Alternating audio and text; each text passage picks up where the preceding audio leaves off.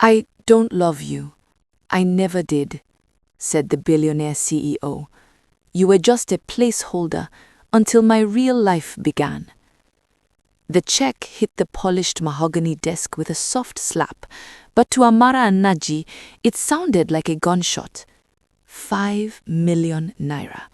That was the price Femi Adebayo had placed on 2 years of her life. 2 years of secret dates in tinted cars.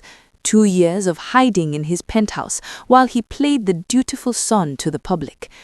2 years of believing that his whispers of forever actually meant something.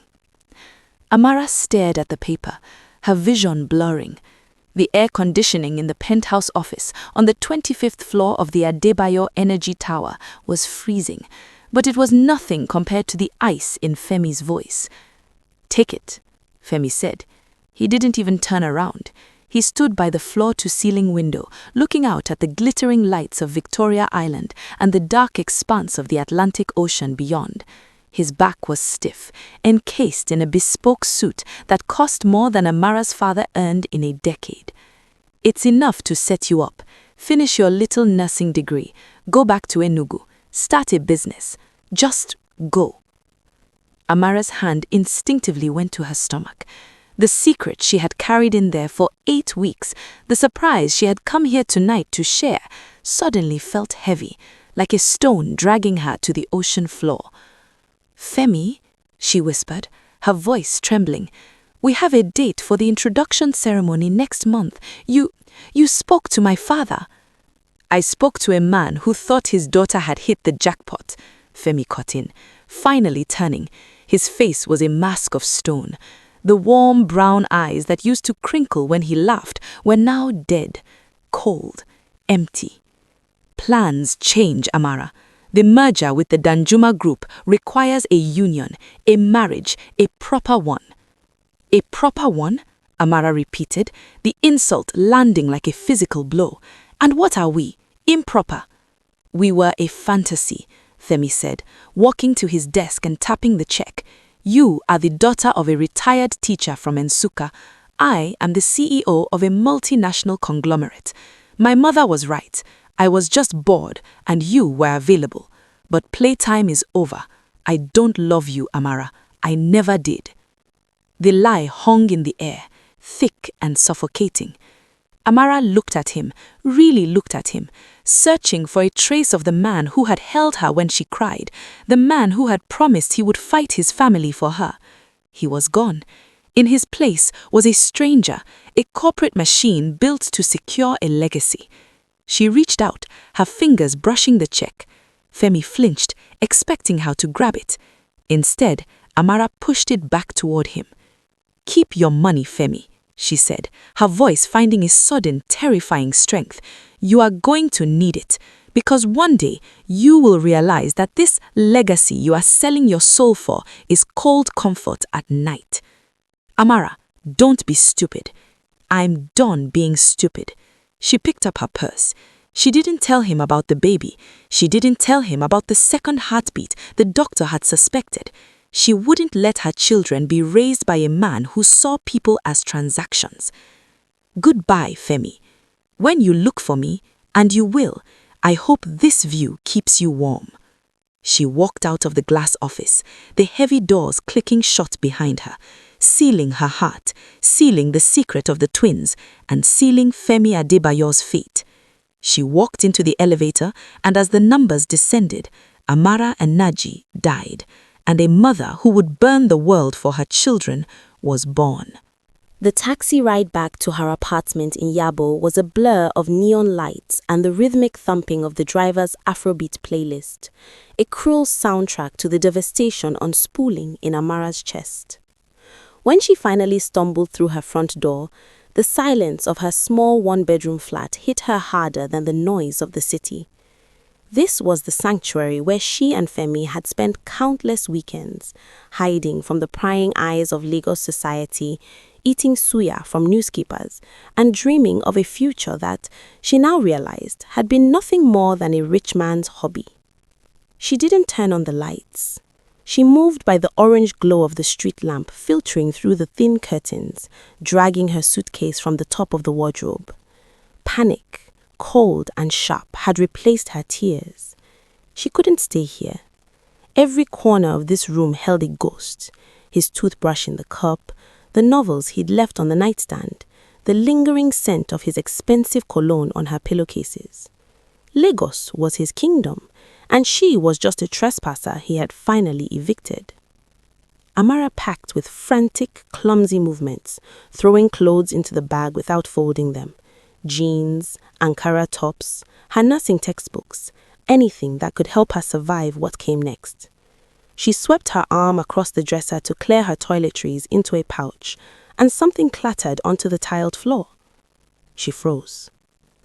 Kneeling, she picked up the small white plastic stick. The 2 pink lines were faint in the dim light, but they were undeniable. She had taken the test only this morning, her heart racing with a mix of terror and giddy excitement. She had imagined showing it to him tonight. She had imagined the shock on his face melting into that warm, protective smile she loved. She had imagined him saying, "We'll make it work, Amara. Screw the legacy." Instead, she had gotten a check for 5 million naira and a dismissal colder than a stranger's eviction notice. Amara sat back on her heels, clutching the test to her chest, a fresh wave of nausea rolling over her. She was pregnant. She was 24, unemployed, heartbreak fresh, and carrying the heir to the Adebayo oil dynasty. "He has to know," a treacherous voice whispered in her mind. "He said he didn't love me, but a child? His own blood? Surely that changes the equation." Femi was obsessed with legacy. He was cruel, yes, but he wasn't a monster. If he knew he was a father, he wouldn't let her run off into the night with nothing. Her hands shook so badly she almost dropped her phone as she dialed his number. It was a desperate, foolish impulse, born of the terrifying reality of raising a child alone in a country that wasn't kind to single mothers. The line rang once, twice, 3 times. Amara held her breath, a plea forming on her lips. "Femi, please, just listen. We made a life." The call connected. "Hello?" The breath trapped in Amara's throat turned to ice. It wasn't Femi's deep baritone. It was a woman's voice, sharp, imperious, and dripping with disdain. A voice Amara had only heard once before at a charity gala she had attended as a guest before she was quickly ushered away. "Madam? Madam Ronke?" Amara stammered. "Amara Nnaji," Femi's mother said. She didn't ask who it was, she knew. "I assume you are calling to beg, or perhaps you forgot to pick up your settlement check." I need to speak to Femi," Amara said, her voice small, sounding pathetic even to her own ears. "It's important, please." Femi is indisposed. He is with his fiancée, Lola, discussing the future, a future that does not include roadside distractions.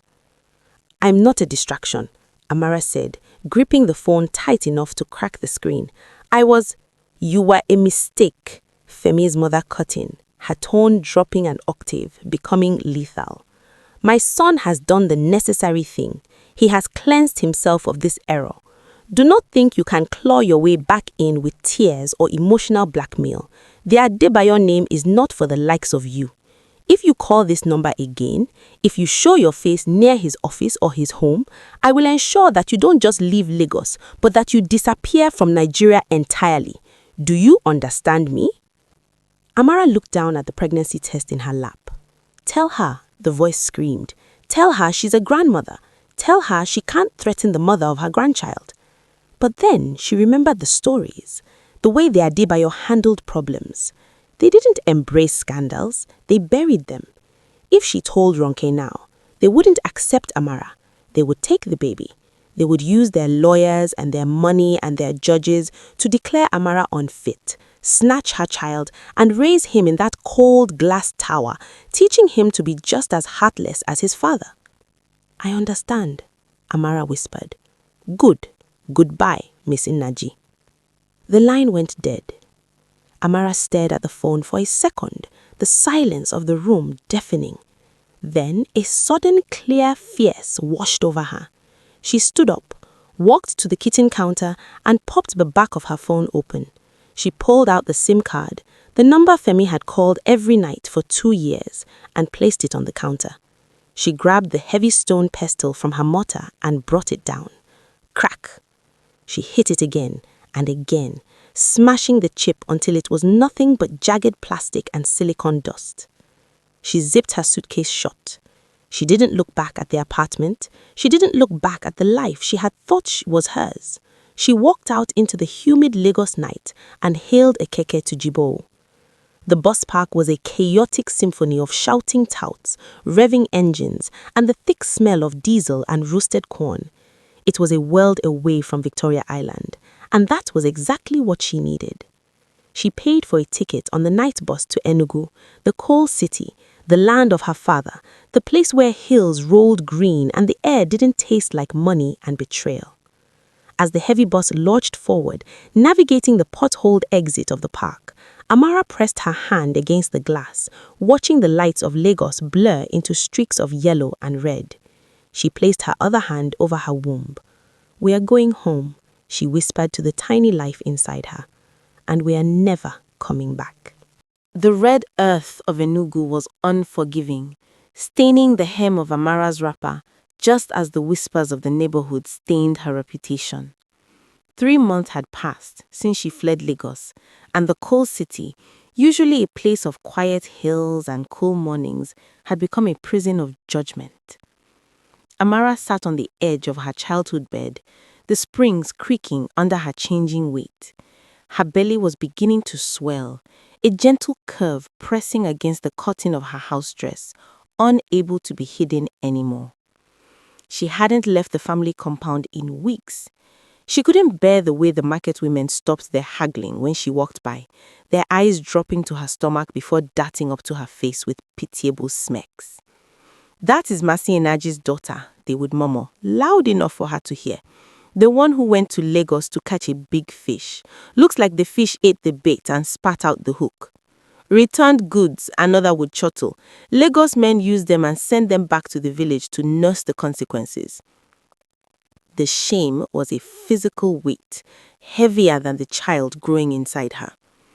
Amara pulled the curtains shut, blocking out the slice of afternoon sun that dared to enter. She lay back down, pulling the duvet over her head, wishing she could dissolve into the mattress. She was 24, brilliant and ambitious, but in the eyes of her community, she was just another cautionary tale. The door creaked open, followed by the shuffling sound of slippers. Amara didn't move. "Amara." Her father's voice was low, roughened by years of chalk dust and discipline.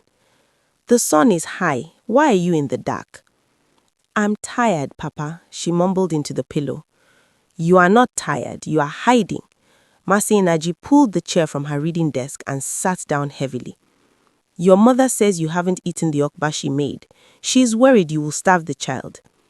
"The child," Amara said bitterly, sitting up and wrapping her arms around her knees. "That is all anyone sees. The mistake, the scandal." Mercy Nnaji sighed, leaning forward on his cane. He was a man of few words, a retired headmaster who believed in dignity above all else. Seeing his favorite daughter reduced to a shadow hurt him more than the gossip ever could. "Is that what you think you are? A scandal?" he asked, his eyes piercing through the gloom. "Look at me, Papa. I have nothing. No degree, no job, no husband. I failed." "You fell," her father corrected sharply. "There is a difference." He reached out, his calloused hand taking hers. "Amara, listen to me. When a diamond falls into the mud, does it become mud?" Amara blinked, tears welling in her eyes. "No. It remains a diamond," he said firmly. "It just needs to be washed. You are dirty right now, yes. You are hurting, but the value is still there. The brilliance is still there." He tapped her forehead. "This head that won all the debates in secondary school, it is still there. This spirit, it is still there. Do not let the mud define you. Wash yourself off, my daughter. For you and for that little one." Amara looked at her father, really looked at him, and saw the fierce belief burning in his gaze. He wasn't ashamed of her. He was waiting for her to return to herself. "Now," he said, standing up and dusting off his trousers, "come to the parlor. Your mother is watching the news. There is something you need to see. Not to hurt you, but to close the door." Amara followed him out, shielding her eyes against the brightness of the living room. Her mother sat on the worn sofa, her face tight with anger as she stared at the television. On the screen, Lagos was exploding with light. The chyron at the bottom of the screen read, "Wedding of the Century, Adebayo and Johnson Coal Union." Amara's breath hitched. It was happening today. The camera panned over the Echo Hotel ballroom, transformed into a garden of white roses and crystals. It was a display of wealth so obscene, it felt like a different planet compared to the modest Enugu bungalow. And there, standing at the altar, was Femi. He looked impeccable in a white agbada that shimmered under the lights, a cap perched perfectly on his head. Beside him, Lola was a vision of political royalty, her smile practiced and dazzling. But as the camera zoomed in for the exchange of vows, Amara saw it. Femi wasn't smiling. His eyes, usually so expressive, were dead. He looked like a man attending his own funeral. He moved like a puppet on strings, reciting the vows with a mechanical detachment that chilled Amara to the bone. He wasn't looking at her bride. He was looking past her, staring into the middle distance, lost in a void of his own making. "He looks miserable," Amara's mother muttered, snapping a green bean in half with unnecessary force. "Good, let him suffer." Amara watched him for a long moment. She remembered the way he used to look at her, with hunger, with mischief, with adoration. There was none of that on the screen. He had his legacy, he had his merger, he had the approval of the society that worshipped his checkbook, but he looked completely, utterly alone. "Wash yourself off," Amara whispered, echoing her father's words. She turned away from the screen, leaving the spectacle of Femi's hollow victory behind. She went to the kitchen, dished herself a plate of okpa, and began to eat. She ate for herself, she ate for the twins growing inside her. She ate to build the strength she would need to ensure that her children never, ever looked as empty as their father did on the happiest day of his life. 400 miles away, the wedding of the century was winding down. The reception had been a blur of handshakes, flashes, and backslapping from senators and oil tycoons. Femi had smiled until his face ached. He had danced the required steps. He had played the part of the triumphant prince. Now the penthouse was quiet. Lola had retired to the master suite an hour ago, exhausted from the performance. They had an understanding. This was a merger, not a romance. There would be no wedding night expectations, no forced intimacy, just a polite "good night, Femi," and the closing of a heavy oak door. Femi stood in his study, the tie of his agbada undone, hanging loosely around his neck. He poured a glass of whiskey, his hand trembling slightly. He walked to the window, the same window where he had stood 3 months ago, and dismissed the only woman who had ever made him feel real. He took a sip, the amber liquid burning his throat, but it didn't numb the ache in his chest. He had done it. He had saved the company. The stock prices were already up 15% in anticipation of the union. His mother was ecstatic. The dynasty was secure. So why did he feel like he was bleeding out? He sat at his desk, the silence of the massive apartment pressing against his ears. He booted up his laptop. It was 2 a.m. on his wedding night, and Femi Adebayo opened a spreadsheet. He began to work, burying himself in numbers and projections, desperately trying to drown out the memory of a girl with bright eyes and a laugh that used to sound like home, a girl he had discarded to build a castle of ice that was already freezing him to death. The rain hammered against the corrugated zinc roof of the Nusuka General Hospital, a deafening roar that rivaled the screams tearing from Amara's throat. It was a torrential downpour. the kind that turned the red earth into slick mud and washed away the heat of the day, leaving only a damp, suffocating chill in the labor ward. Amara gripped the metal rails of the bed, her knuckles white, sweat plastering her braided hair to her forehead. The pain was not a wave, it was a riptide, dragging her under, threatening to drown her. "Breathe, Nene, breathe." Her mother's voice was a steady anchor in the storm, though Amara could see the fear tight in her eyes. Mama wiped Amara's face with a damp rag, her other hand gripping Amara's trembling fingers. "I can't," Amara gasped, her body arching as another contraction seized her.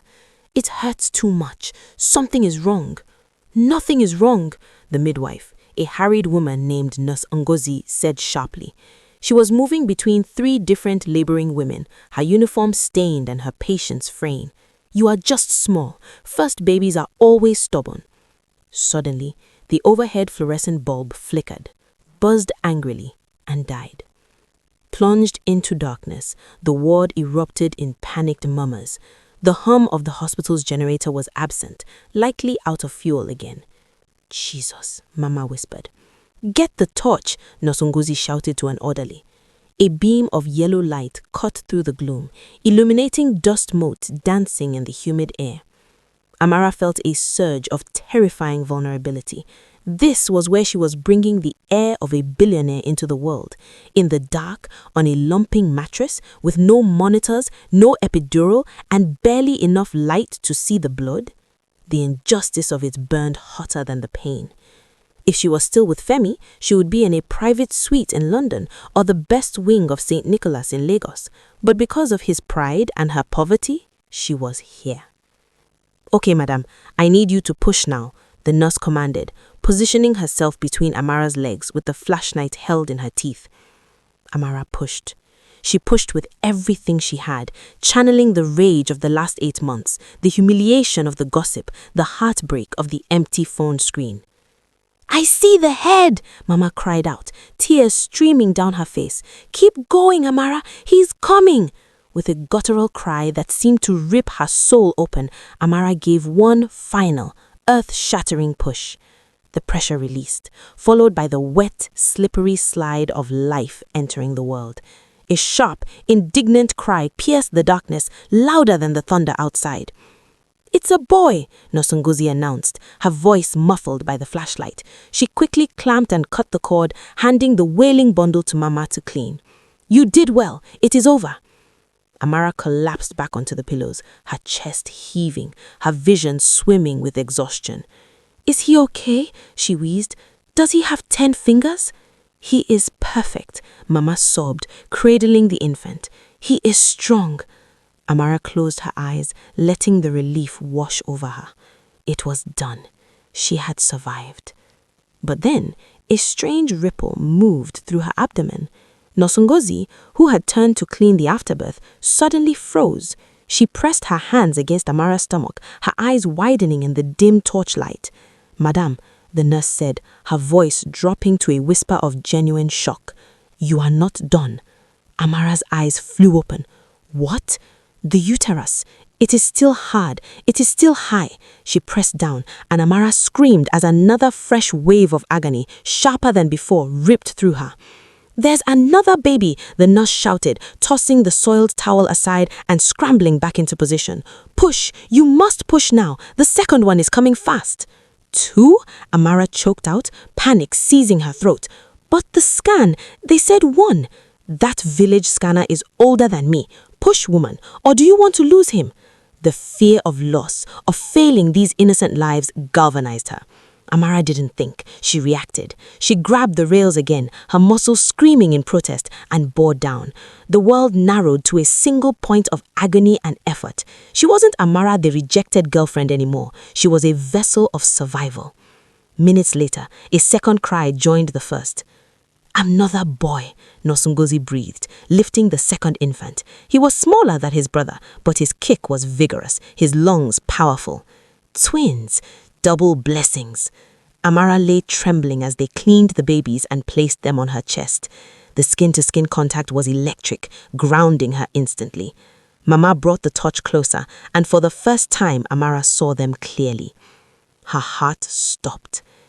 They had her nose, her mouth, her chin, but the eyes, those heavy-lidded, intense eyes, and the shape of their foreheads were undeniable. They were Femi Adebayo in miniature. They were the legacy he had thrown away, staring back at her in a dark room in Enugu. Amara looked around the shadowy, under-equipped ward. She looked at the nurse wiping her hands on a rag because there were no fresh, sterile gloves. She looked at the flickering torchlight. She felt the humidity and the smell of mildew. And something inside the soft, weeping girl who had left Lagos finally snapped. It calcified into something harder, sharper, and infinitely more dangerous. She traced the curve of Cayenne's cheek. She felt the grip of Kosie's tiny hand on her finger. "You should have been born in a palace," she whispered to them, her voice low and fierce. "But listen to me," her promise vibrating in her chest. "This is the last time you will ever be in the dark. This is the last time you will ever settle for less." She looked at her mother, her eyes dry now, burning with a cold fire. "Mama, hand me my bag." "Amara, rest!" "My bag." She didn't need a man. She didn't need Femi's check. She needed to change this world so that no other woman had to give birth in darkness. The lack of data, the lack of equipment, the lack of care. She saw it not just as a tragedy, but as a problem to be solved, a market to be cornered. She looked down at her sons, Kanye and Kosi. "You will never lack," she promised them, kissing their soft heads. "You will walk as kings. You will have everything he has and more." She tightened her hold on them, a lioness claiming her cubs. "And you will never, ever know his name." The generator outside the window sputtered and died, plunging the small room into a silence that felt heavier than the darkness. Amara didn't curse. She didn't have the energy. She simply reached for the rechargeable lantern, the white light illuminating the chaos of her life. A floor scattered with plastic toys, a desk buried under medical journals, and the two toddlers who were the center of her universe. It was 3 a.m. in Enugu. The twins were 18 months old, and Amara Nnaji had not slept for more than 4 hours at a stretch since the night the hospital lights failed. She shifted in her plastic chair, wincing as the wrapper tied around her chest dug into her ribs. Kosi was strapped to her back, his heavy, sleeping head lolling against her shoulder blade. He had been teething for 3 days, refusing to sleep unless he was touching her. Kanye lay in the cot nearby, silent and watchful, even in sleep, clutching a worn teddy bear. Amara cracked her knuckles and turned back to her laptop. Her eyes burned, gritty with exhaustion, but the code on the screen was beautiful. It was a lifeline. Immune is, she whispered the name like a prayer. It was a simple concept born from a complex tragedy. Rural clinics had vaccines, but they didn't have the data to know who needed them. Children were dying of preventable diseases because paper records were lost to floods, fires, or termites. Amara was building a digital fortress, a text-based tracking system that worked on the oldest Nokia phones, syncing data to the cloud the moment a signal was found. She typed a command, her fingers flying. She wasn't just coding an app, she was coding a shield. Every line of Python was a brick in the wall she was building between her children and the poverty that threatened to swallow them. But code didn't buy milk. The memory of yesterday's meeting washed over her, bitter as bile. She had taken a keke to the office of Chief Okeke, a local businessman who claimed to support indigenous innovation. She had worn her only good suit, the one she had bought for Femi's company parties, now slightly tight around her post-pregnancy hips. She had presented her data, her pilot test results from 3 local clinics, her projection of saving 5,000 lives in the first year.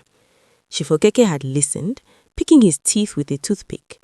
When she finished, he hadn't asked about the server costs or the adoption rates.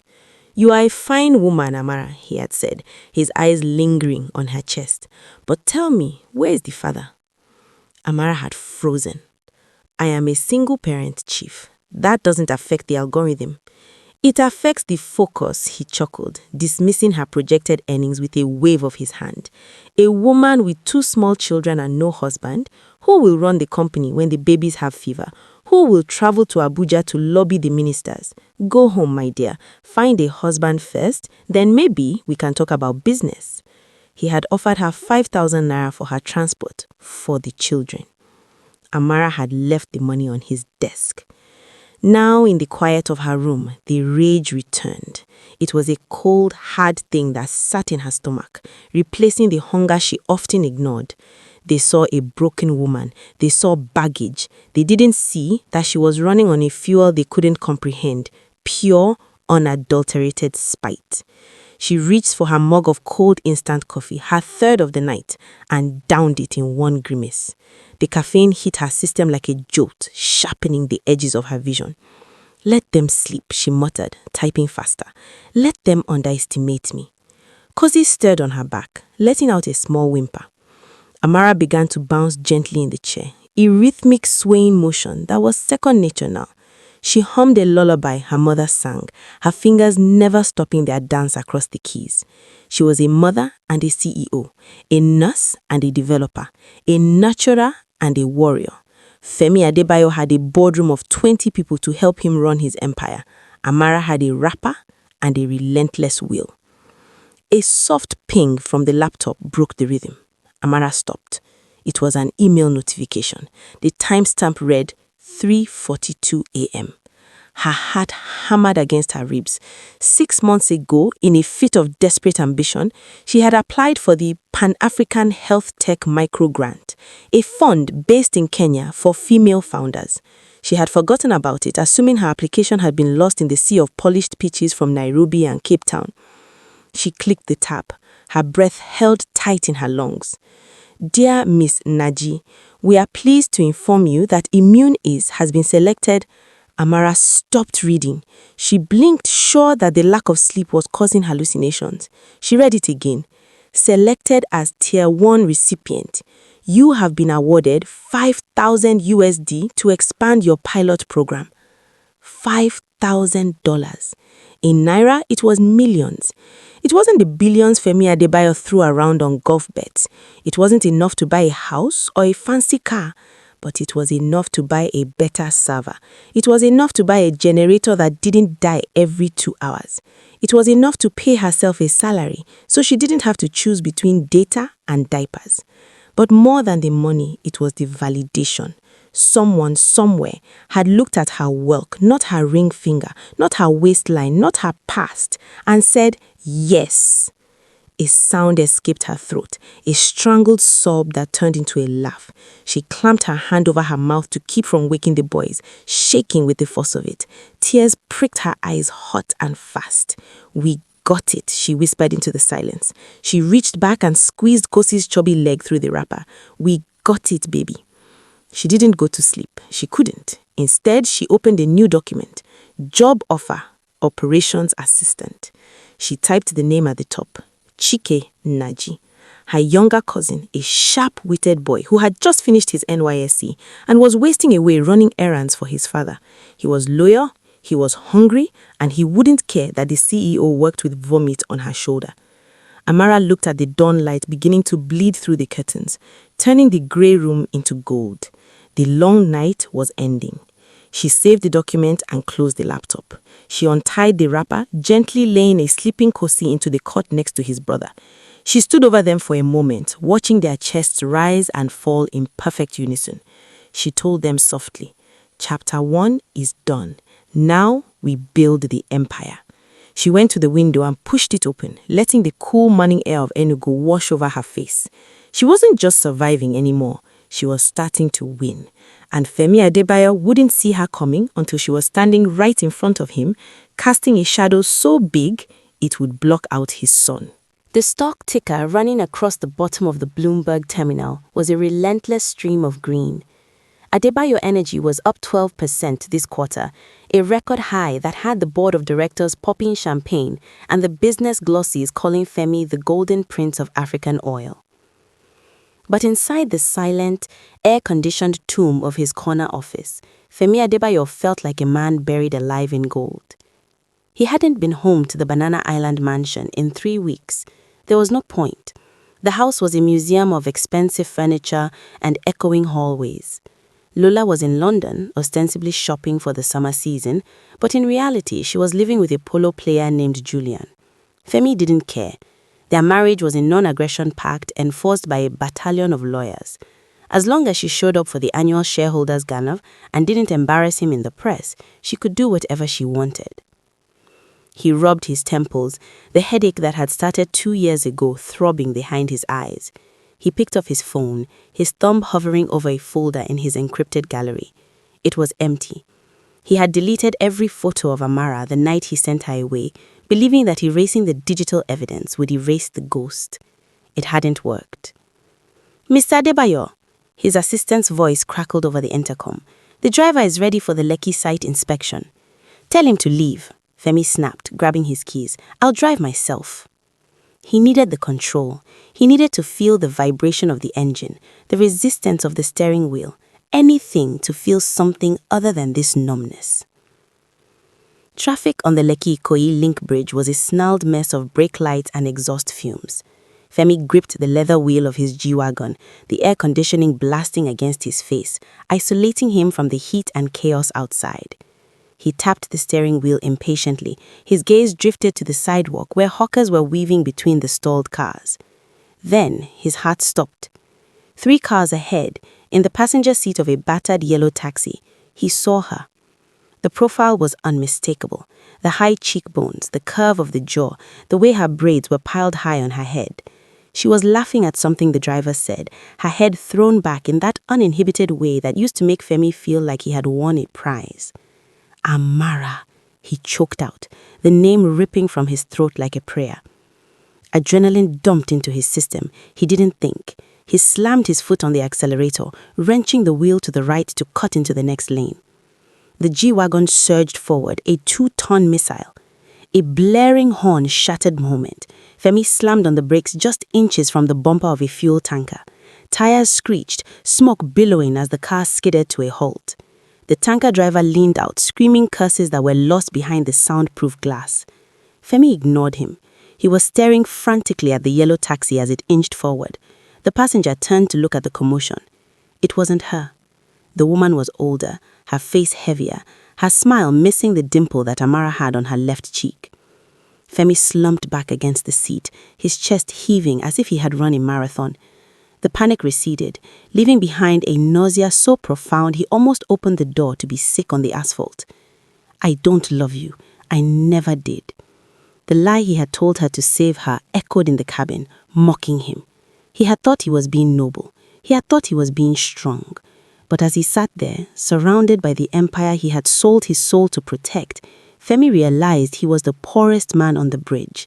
He had traded a diamond for a handful of gravel, and now he was just waiting to be buried. 400 miles east, the air smelt of antiseptic and victory. Amara Nnaji stood in the office of the Commissioner for Health, her spine straight, her hands clasped calmly on the table.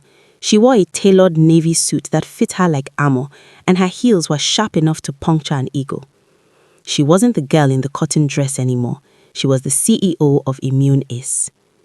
"Your data was illuminating, Miss Nnaji," the commissioner said, looking at the tablet in front of him.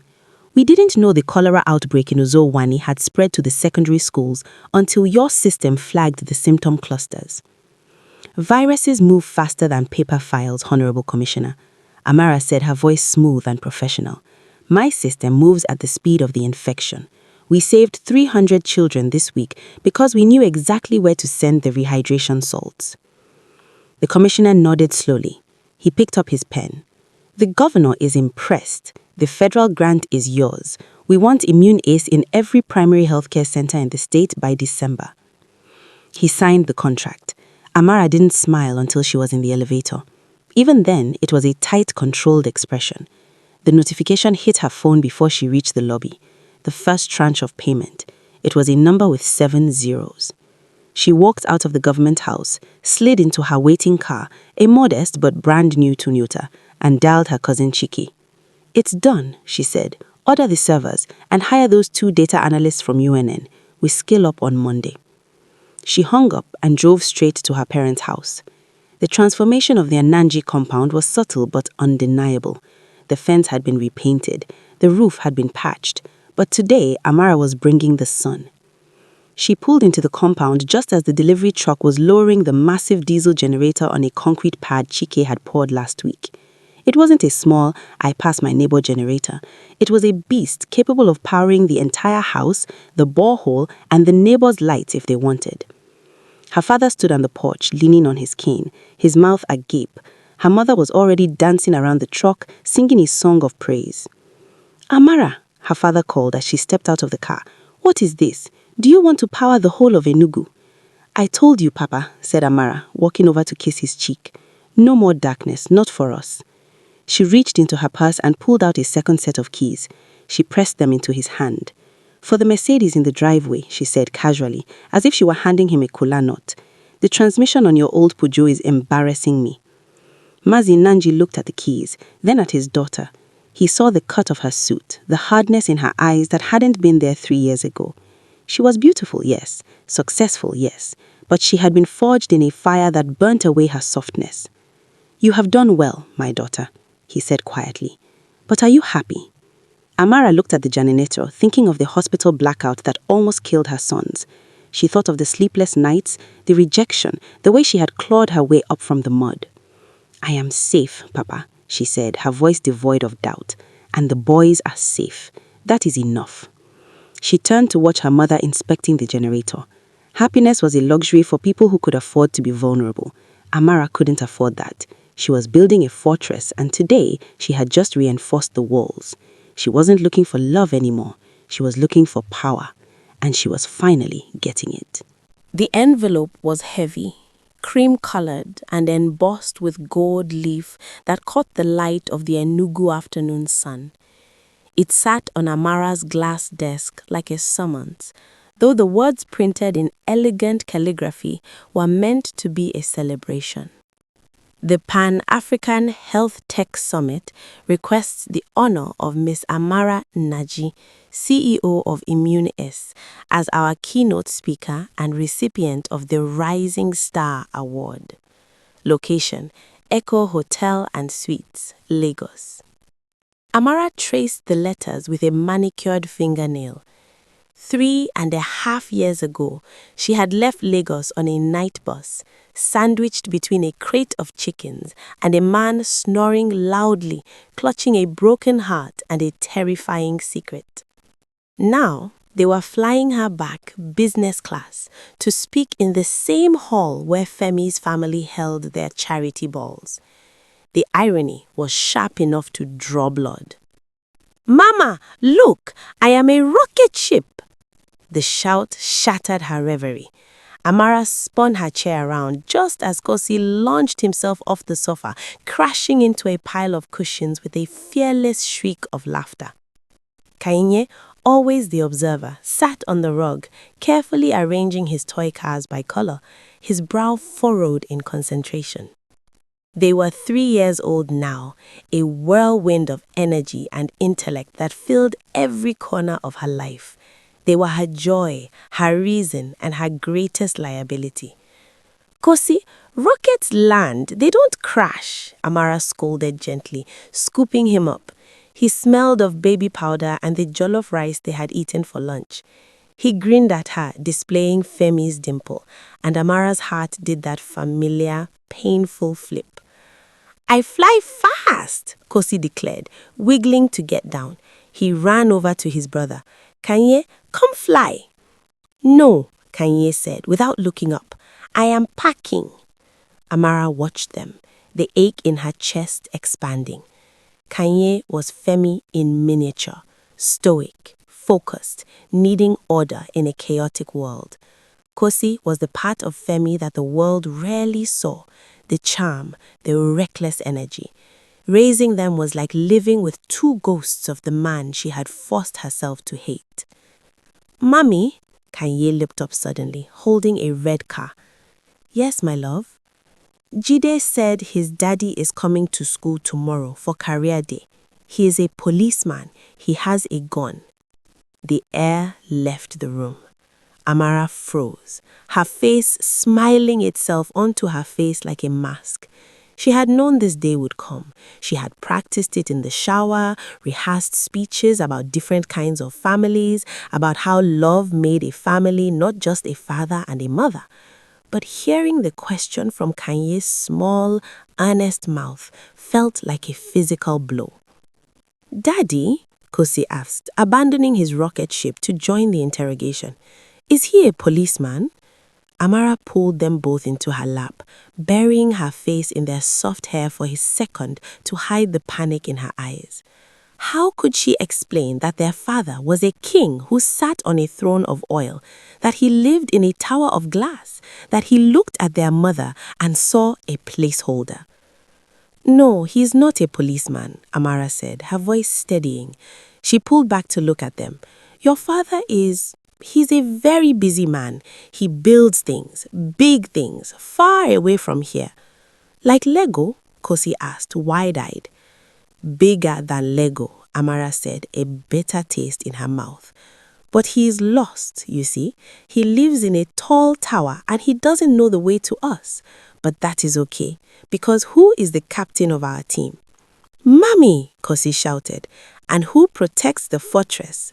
"Us," Kanye whispered, puffing out his small chest. "Exactly." I kissed their foreheads, sealing the lie before it could bleed. "We are a team of 3. We don't need anyone else. Now, go wash your hands. Grandma is making puff-puff." As they scampered away, oblivious to the cracks in their mother's composure, Amara stood up and walked to the full-length mirror in the hallway. She needed armor. The next day, the stylist she had flown in from Abuja arrived with a garment bag that looked like a body bag. The woman zipped Amara into the dress, a custom piece in deep, shimmering emerald silk. It fit like a second skin, structured at the shoulders to give her width and presence, plunging just enough at the neckline to be daring without being cheap. Amara looked at her reflection. The girl that stared at her 3 years ago in that Lagos apartment had been soft. Her eyes had been round with naivety, her posture slumped with the weight of trying to please a man who thought she was beneath her. The woman in the mirror was a stranger. Her skin glowed, not just from expensive creams, but from the confidence of a woman who signed her own checks. Her hips were wider, bearing the mark of the life she had carried. Her eyes were no longer round. They were almond-shaped, lined with sharp kohl, assessing the world with the cool detachment of a predator. "You look like money, madam," the stylist said, adjusting the hem. "No," Amara corrected, turning to the side to check the silhouette. "I look like power." She practiced her walk. It wasn't the hurried scuttle of a nurse trying to not be in the way. It was a stride, heel to toe, chin up, gaze forward. She practiced the pause she would take at the podium. She practiced the smile, not the eager-to-please grin, but the slight, mysterious curve of the lips that gave nothing away. She was going back to the lion's den, but this time she wasn't the lamb. That night, packing was a military operation. Amara placed the boys' matching outfits into their suitcases, tiny tuxedos she had bought specifically for the gala. They were coming with her. She couldn't leave them. Her parents were coming too, of course, to watch them in the hotel suite while she worked, but she needed them close. She needed to know they were breathing the same air. She folded the emerald dress into tissue paper, her hands trembling slightly. Lagos. The city that chewed her up and spat her out. Femi was there. It was inevitable that their orbits might cross, though she told herself the chances were slim. He moved in circles of oil and old money. She was in tech and development. They were different worlds now. But as she zipped the suitcase shut, the sound echoing like the closing of a vault, she felt a shiver of premonition. She wasn't just going back to accept an award. She was going back to haunt him. She walked into the twins' room one last time. They were asleep, tangled together in a mess of limbs and blankets. Kanye's hand was thrown over Kosi's chest, a protective gesture even in dreams. "We are going to the tower," she whispered to them in the dark. "But this time, We are the ones looking down. She turned off the light. The scared girl from the past was dead and buried in the red earth of Enugu. The woman boarding the flight tomorrow was the CEO of Immunis, and she was ready for war. The air inside the Echo Convention Center was recycled, chilled to a goosebump-inducing temperature, and thick with the scent of expensive perfume and stale ambition. For Femi Adebayo, it was the smell of a Tuesday. He sat at the VIP table closest to the stage, swirling the ice in his water glass, his face arranged in a mask of polite interest that he had perfected over 4 years of soul-crushing board meetings. Beside him, his father-in-law, Senator Johnson Cole, was whispering loudly about a pipeline deal in the Delta, but Femi wasn't listening. He was watching the bubbles rise in his glass, wishing he were anywhere else. And now, the master of ceremonies boomed, his voice echoing off the cavernous ceiling. The Rising Star Award. Femi checked his Rolex, 8:15 p.m. If he timed his exit right, he could be in the back of his car by 8:30, avoiding the networking mixer where men who hated him would shake his hand and ask about his estranged wife. This year's recipient is a disruptor, the MC continued, reading from a cue card with theatrical flair. She didn't come from Silicon Valley. She didn't come from the Ivy League. She built her solution in the field, coding on the back of a generator when the grid failed, driven by a mission to ensure that no child dies in the dark because of missing data. Femi stopped swelling his glass. Coding on a generator. The phrase pricked at him, a tiny needle of discomfort. It sounded gritty, real. It sounded like something far removed from this room of soft hands and hard hearts. From Enugu to the world, the MC announced, sweeping his arm toward the wings of the stage. Please welcome the founder and CEO of Immunis, Miss Amara Nnaji. The applause was polite, a ripple of clapping from people who had never heard the name. But at table 1, Femi Adebayo turned to stone. The name hit him like a physical blow to the sternum, knocking the air from his lungs. Amara. It couldn't be. The Amara he knew was a nurse, a soft, terrified girl who liked romance novels and cheap suya. The Amara he knew had walked out of his office 4 years ago with tears in her eyes, vanishing into the obscurity he had paid for or tried to pay for. He stared at the stage, his heart hammering a frantic rhythm against his ribs, waiting for the mistake, waiting for his stranger to walk out. Then she stepped into the light. The room seemed to tilt on its axis. It was her, and yet it wasn't. The woman who walked to the podium moved with a predator's grace. She was wearing a dress the color of deep emeralds, cut sharp at the shoulders, draping over a body that was fuller, curvier, and more womanly than he remembered. Her hair, once worn in simple braids, was swept up in an elegant, intricate style that exposed the long, regal line of her neck. But it was her face that shattered him. The softness was gone. The dimple he used to kiss was hidden behind a mask of absolute, terrifying composure. Her chin was lifted, her eyes sweeping over the crowd of billionaires and ministers, not with fear, but with an assessment that bordered on boredom.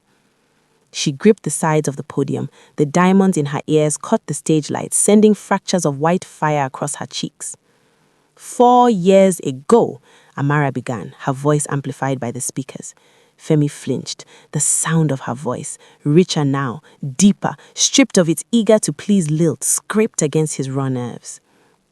4 years ago, she repeated, her gaze landing on the VIP section, burning a hole through the crowd. I sat in a hospital in Nsukka while the lights went out doing a critical procedure. There was no fuel for the generator, there were no records for the patient, there was only darkness and the prayer that luck would be enough. Femi's hand tightened around his water glass until his knuckles turned white. He didn't know this story. He didn't know she was in a hospital. Was she sick? Was she hurt? The timeline, 4 years ago, was when she left. I realized that night, Amara continued, her gaze landing on the VIP section, burning a hole through the crowd, that in this country, Poverty is not just a lack of money, it is a lack of visibility. If you are poor, you are invisible. Your data doesn't exist. Your pain doesn't register. You live and die in the dark. She paused, and the room was dead silent. The board chatter had stopped. The senator beside Femi had stopped whispering. She held them all in the palm of her hand. I decided I was tired of the dark, Amara said softly, so I built a light. She launched into her pitch, talking about APIs, cloud syncs, and infant mortality rates with a command that was breathtaking. She wasn't just a speaker, she was a force of nature. Femi watched her, mesmerized and horrified. He saw the ghost of the girl he had broken, but she had been put together with steel. He thought of his check, the 5 million naira she had left on his desk. He thought of his arrogance, how he had told her she was a placeholder. Looking at her now, a titan in emerald silk, commanding the respect of the entire continent, Femi felt a wave of nausea. He was the placeholder. He was the one stuck in a stagnant marriage, managing a legacy he hated, while she had gone out into the wilderness and built a kingdom from scratch. We are immunis, and we are just getting started, Amara concluded, her voice ringing with finality. The applause was thunderous this time, a standing ovation. Men who hadn't looked up from their phones all night were on their feet. Amara didn't smile. She simply nodded, a queen acknowledging her subjects, and turned to leave the stage. Femi moved before he made the decision to move. He stood up, knocking his chair back with a loud screech that drew frowns from the people around him. "Femi, where are you going?" his father-in-law hissed. "I need air," Femi choked out. He scrambled past the table, ignoring the looks, ignoring the protocol. He had to get to her. He didn't know what he would say. He didn't know if he wanted to apologize or beg or just touch the hem of that green dress to confirm she was real. He pushed through the crowd towards the backstage entrance, his heart pounding in his ears like a war drum. He had thrown a diamond in the mud, just as her father had said, but she hadn't dissolved. She had crystallized, and God help him, she was the most beautiful, terrifying thing he had ever seen. The backstage corridor of the Echo Convention Center was a labyrinth of cables, scurrying stagehands, and the muffled, thumping bass of the award ceremony continuing on the other side of the velvet curtains. Femi Adebayo moved through it like a man wading through water, his breath coming in short, sharp gasps. "Mr. Adebayo, you can't be back here." A security guard with the headset stepped into his path, hand raised. Femi didn't even slow down. He turned his head, fixing the man with a glare that had dissolved union strikes and silenced boardrooms. "Move." The guard blinked, recognized the face that graced the cover of Forbes Africa, and stepped aside, muttering an apology. Femi turned the corner, his eyes scanning the narrow hallway. He was looking for emerald green. He was looking for the ghost that had just stood on a podium and set his world on fire. He needed to know if he had hallucinated the last 10 minutes.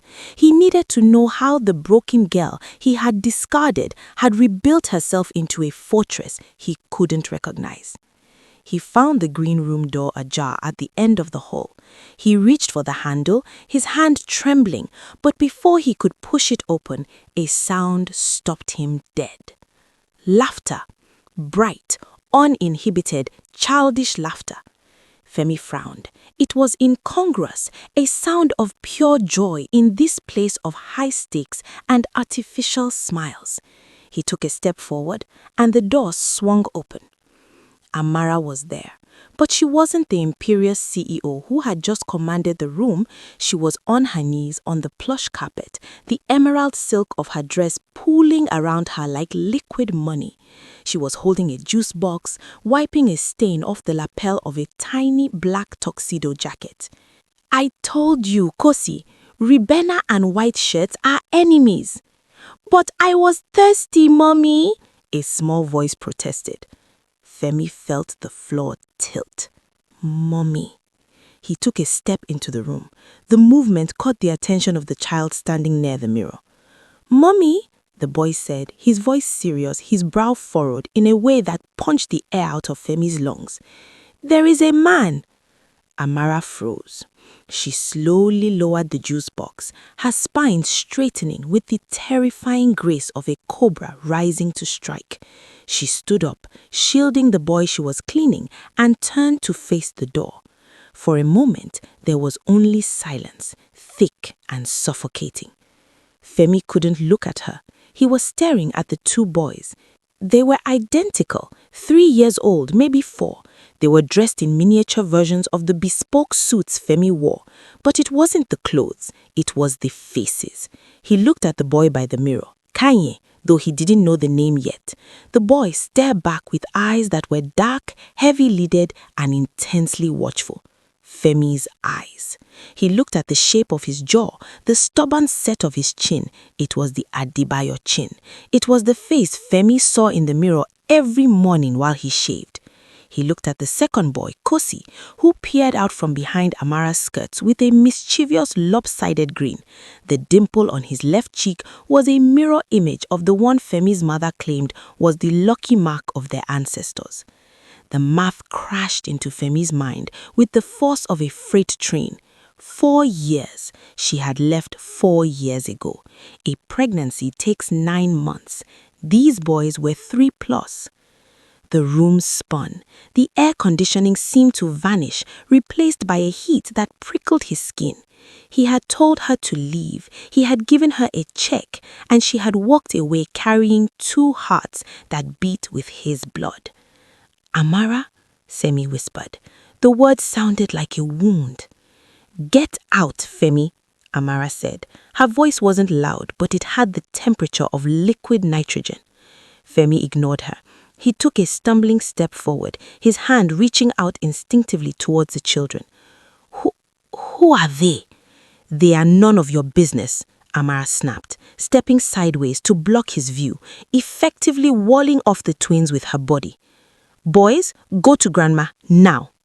Amara's mother, who had been sitting quietly in the corner, stood up. She shot Femi a look of pure, distilled hatred, a look that promised violence, and ushered the confused boys toward the connecting door to the private bathroom. But, Mummy, who is the uncle? Kosi asked, craning his neck. Nobody, Amara said sharply. Just a stranger. Go. The bathroom door clicked shut, severing Femi's visual connection to his sons. The loss felt physical, like a limb being amputated. He turned his gaze to Amara. The shock was receding, replaced by a rising tide of possessiveness, confusion, and a rage that he didn't understand. You were pregnant, he accused, his voice rising. When you left, when we ended it. When you threw me out, Amara corrected, crossing her arms over her chest. The diamonds in her ears flashed. When you told me I was a placeholder, when you offered me 5 million naira to disappear. You didn't tell me. Femi stepped closer, the corporate mask completely gone, leaving a man unraveling at the seams. You stole them. You hid them. I protected them. Amara's voice rose, cracking the veneer of her calm. From you. From your mother, from that toxic tank of sharks you call a family. They are my sons, Femi roared. The entitlement was instinctive, bred into him by generations of men who owned everything they saw. He expected her to flinch. He expected the old Amara, the one who cried when he raised his voice, to shrink back. But instead, Amara Nnaji laughed. It was a cold, dry sound. She took a step toward him, entering his personal space, her eyes blazing with a fire that could burn his entire empire to ash. Yours, she hissed, because you donated some genetic material 4 years ago, in between boardrooms, you think that makes them yours? She poked him in the chest, a hard, sharp jab with her manicured finger. I carried them when I had no money to eat. I birthed them in the dark in a general hospital with no electricity because I was too afraid to use my own name. I held them when they had fevers so high I thought they would die. I coded with them on my back. I built a company to feed them. I taught them to walk. I taught them to speak. I poked him again, forcing him back a step. I made them, Femi. I fed them. I raised them. You just provided the DNA and the trauma. Femi hit the wall. He had nowhere else to go. The truth of her words rained down on him like stones. He looked at this woman, this stranger in emerald silk, and realized the magnitude of his mistake. He hadn't just lost a girlfriend, he had lost a queen. Femi? Femi broke, dropping to a hoarse whisper. I didn't know. If I had known. If you had known, you would have taken them. Amara cut him off, her eyes merciless. Your mother would have taken them. You would have raised them to be like you, cold, empty, and obsessed with a legacy that doesn't love you back. I saved them from that. She turned away, dismissing him as if he were an unruly employee. She walked to the bathroom door and placed her hand on the handle. Go back to your wife, Femi. Go back to your oil wells and your empty mansion. You wanted a legacy? You chose it 4 years ago. These boys, they are Njazis, and they will never, never be yours. She opened the door and slipped through, slamming it shut and locking it with a decisive click. Femi stood alone in the silence of the green room, the scent of her perfume lingering in the air, the echo of his son's laughter playing on a loop in his mind. He stared at the locked door, the realization settling into his bones like lead. He was the richest man in the building, and he had absolutely nothing. My beautiful family, are you shaking? Because I am shaking. Amara has become a lioness, and she has drawn a line in the sand that money cannot cross. But the story is far from over. Femi knows the truth now. The question is, what will he do with it? Will he drag Amara to court like his mother wants, or will he strip off that expensive suit, go down to the village in Enugu, and fight for his family the right way? You do not want to miss part 2. So please smash that subscribe button right now and turn on the notification bell. Until then, stay blessed, keep your head high like Amara, and remember, sometimes the things we throw away are the only things worth keeping. I will see you in part 2.